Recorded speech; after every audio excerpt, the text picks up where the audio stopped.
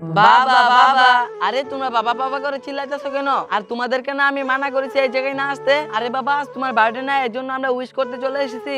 ও আচ্ছা, ঠিক আছে, হ্যাপি বার্থডে বাবা।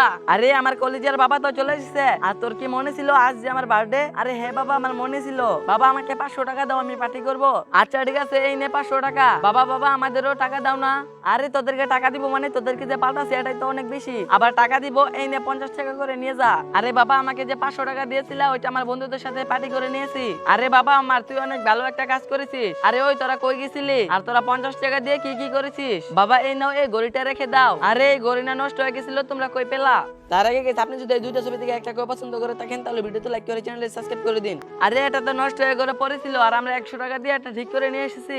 কারণ এটা তোমার অনেক পছন্দের একটা ঘড়ি ছিল, এর জন্য এটা তোমাকে জন্মদিনের গিফট দিলাম। আরে মেয়ে আমার কত ভালো, আমার জন্য কত কিছু করেছে। আর আমার ছেলে বন্ধুদের সাথে পার্টি করে টাকাগুলো দিয়ে এসেছে।